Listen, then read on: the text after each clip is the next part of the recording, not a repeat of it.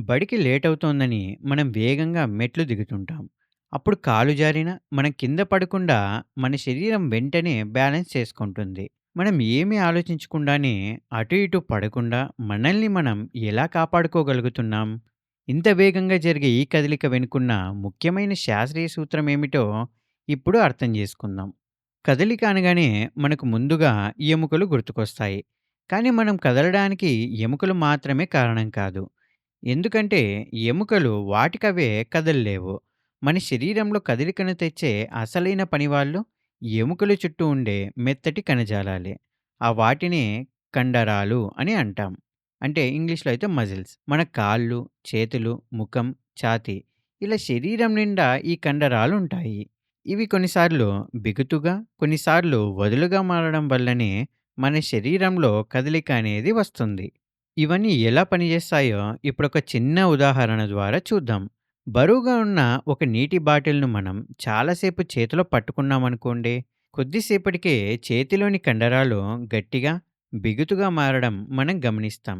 ఆ బరువును మోయడానికి కండరాలు పొడవు తగ్గి, లావుగా మారతాయి.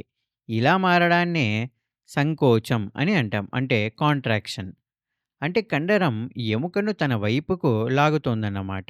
బాటిల్‌ని కింద పెట్టగానే చేతి కండరాలు మళ్ళీ మామూలు స్థితికి వస్తాయి. దీన్నే సడలిక అని అంటాం. అంటే రిలాక్సేషన్ అని. మనం ఇక్కడే ఇంకో ముఖ్యమైన విషయం కూడా గుర్తుపెట్టుకోవాలి. కండరాలు ఎప్పుడూ ఎముకలను లాగగలవు, కానీ నెట్టలేవు. మరి చెయ్యి ముందుకు వెనక్కు ఎలా కదులుతోంది? ఇక్కడే ఒక చక్కటి సమన్వయం ఉంది. కండరాలు ఎప్పుడూ జతగా పనిచేస్తాయి.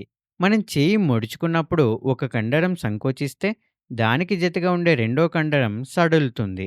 మళ్ళీ చేయి చాపినప్పుడు సంకోచించిన కండరం సడలుతుంది. అప్పుడు సడలిన కండరం సంకోచించి ఎముకను వెనక్కు లాగుతుంది.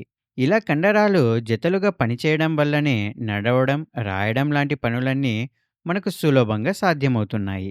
మనం ఇంకొంచెం దగ్గరగా గమనిస్తే కండరాలు గాలిలో ఉండి కదలికను తేలేవు. అవి ఎముకలకు గట్టిగా అతుక్కొని ఉండాలి. ఇలా కండరాలను, ఎముకలను కలిపి ఉంచే బలమైన దారాల లాంటి నిర్మాణాలనే స్నాయుబంధనాలు అంటే టెండాన్స్ అని అంటాం. కండరం సంకోచించినప్పుడు ఈ స్నాయుబంధనం ఎముకను గట్టిగా లాగుతుంది. అప్పుడే శరీరంలో కదలిక వస్తుంది. మనం మణికట్టు దగ్గర, కాలి మడమ దగ్గర తగిలే సన్నని గట్టి భాగాలు కూడా ఇవే. ఇవి కండరాల బలాన్ని ఎముకలకు చాలా వేగంగా అందిస్తాయి. ఇప్పుడు మరొకటి చూద్దాం. మనం నవ్వడం, కనురెప్పలు ఆర్పడం, ఆహారం నమలడం ఇవన్నీ కూడా కదలికలే గదా! వీటిలో కొన్ని కండరాలు మనం అనుకున్నట్టుగా మనం ఇష్టంతో పనిచేస్తాయి. మరికొన్ని మన ప్రమేయం లేకుండానే ఆటోమేటిక్‌గా పనిచేస్తాయి. మన మెదడు పంపే విద్యుత్ సంకేతాలను కండరాలు తీసుకొని సెకనులో కదలికను చేస్తాయి. భయపడినప్పుడు కండరాలు బిగుతుగా మారడం, ప్రశాంతంగా ఉన్నప్పుడు సడలడం. వీటి వెనుక ఈ మెదడు మరియు కండరాల అనుసంధానం అనేది ఉంటుంది. అంటే కదలిక ఏదైనా అది మెదడు, కండరాలు, ఎముకల మధ్య జరిగే వేగవంతమైన సమన్వయం వల్లే సాధ్యమవుతోంది. మొత్తంగా చూస్తే చర్మం కింద ఉండే మెత్తటి కణజాలాలే కండరాలు. ఇవి ఎముకలను లాగడం ద్వారానే కదలికను తెస్తాయి. ఎముకను నెట్టలేవు. కండరాలు ఎప్పుడూ జతలుగా పనిచేస్తూ స్నాయు బంధనాల ద్వారా ఎముకలకు అతుక్కుని ఉంటాయి.